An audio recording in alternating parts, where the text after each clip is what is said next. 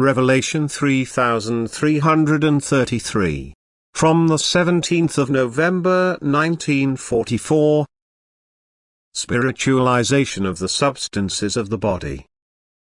The body should help the soul to spiritual maturity by giving itself up, by suppressing every desire and only allowing the soul's desire to come into its own, which, if the body releases it, completely surrenders to the spirit within itself, thus giving in to its desire and its urge.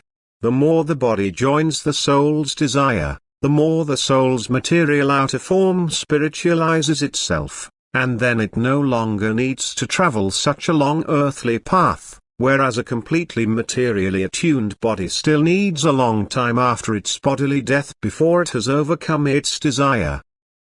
The spiritual substances of those souls' outer forms are, as it were, refined. They are no longer so grossly material, although they are still earthly matter. The soul drags it over with it into the realm of the spirit, to which it has conceded all dominion over itself, and the body follows it willingly. It renounces everything that otherwise seemed desirable to it. It is completely without resistance and therefore no longer turned towards the world. And a human being will mature more quickly if body and soul are subject to the spirit within. This now governs them in love and wisdom. What he demands is carried out by the soul and the body, and this contributes to spiritual progress.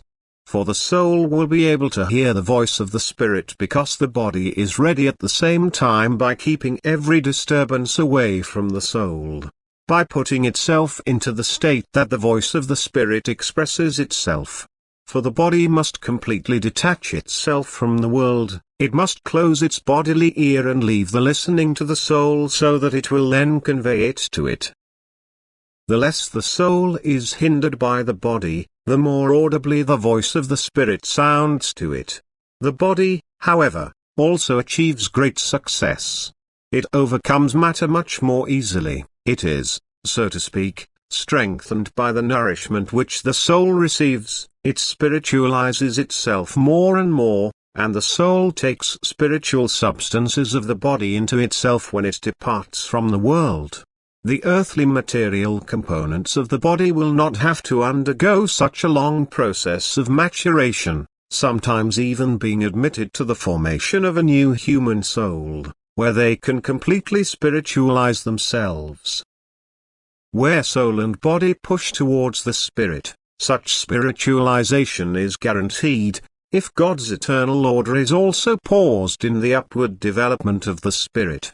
However, the course of upward development can be considerably shortened when the spiritual's resistance is broken, that is when the spiritual itself gives up all resistance, which is always the case, when the body detaches itself from everything it otherwise strives for, when it facilitates the soul's spiritual striving by joining it and seeking to break every earthly fetter through conscious devotion and submission to the spirit within itself, which now draws soul and body to itself, and a rapid upward development of both is now the result. Amen.